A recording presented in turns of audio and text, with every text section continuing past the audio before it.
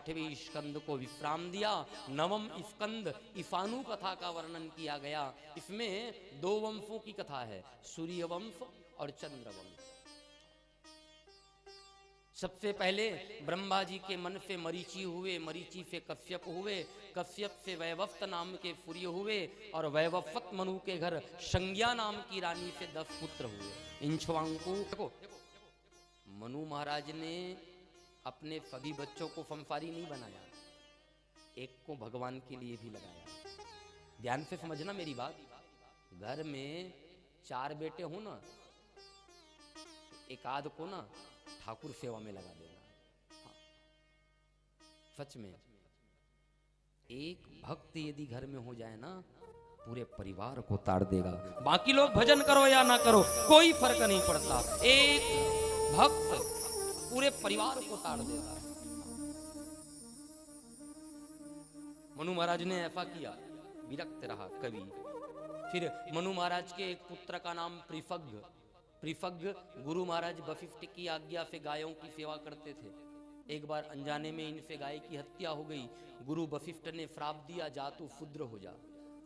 राजा ने श्राप स्वीकार किया लेकिन क्रोध नहीं किया, हाथ जोड़कर बोले, गुरुजी, महापुरुषों के मुंह से वही बात निकलती है जो भविष्य में घटने वाली होती है। आपने मुझे श्राप नहीं दिया, आपने मुझे भजन करने का मौका दिया, अब तो मैं वन में जाके भजन करूंगा। प्रिफग भजन करते हुए मुक्त हुए।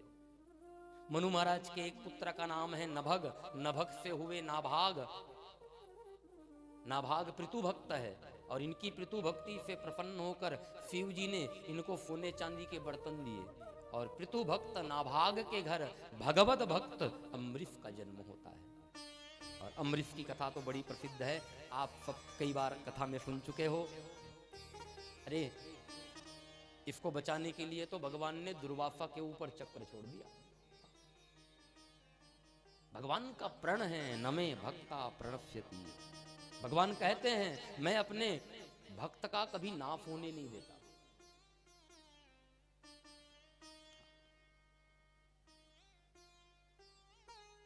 फिर आगे चल करके इसी वंश में त्रिशंकु हुए। त्रिशंकु के महाराज हरिश्चंद्र हुए। सत्यवादी हरिश्चंद्र की कथा श्रीमद् भागवत में तो विस्तार नहीं है, लेकिन हरिश्चंद्र की कथा देवी भागवत में विस्तार से बताई गई है। हाँ। फिर 8वें अध्याय में फगर चरित्र का वर्णन किया गया। 60,000 फगर के पुत्र अपने किए के कारण कपिल भगवान के क्रोध अग्नि में जल करके भस्म हुए। बाद में बताया गया अफमंजस के पुत्र अंशुमान को कि जब गंगा धरती पर आएगी तब इनको मुक्ति मिलेगी। अंशुमान ने तपस्या की गंगा को पृथ्वी पर लाने के लिए। उसके पुत्र दिलीप और उसके पुत्र भागीरथ, 3 पीढ़ियों की जब तपस्या मिली तब गंगा धरती पर आई। और आज भी माँ गंगा हम सबके पापों को धोती हुई बह रही है। बोलिए गंगा मैया की जय। गंगा अवतरण की कथा सुनाई। सौदास के चरित्र का वर्णन किया गया। आगे चल करके इसी वंश में खटवांग नाम के राजा हुए। खटवांग से दीर्घबाहु हुए, दीर्घबाहु से रघु हुए, रघु से पृथुप्रभा हुए, पृथुप्रभा से अज हुए और अज के महाराज दशरथ हुए। और महाराज दशरथ जी के यहाँ मर्यादा पुरुषोत्तम भगवान श्री रामचंद्र का प्रागट्य हुआ। बोलिए श्री रामचंद्र भगवान की।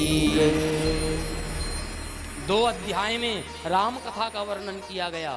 विस्तार नहीं किया सुखदेव जी ने,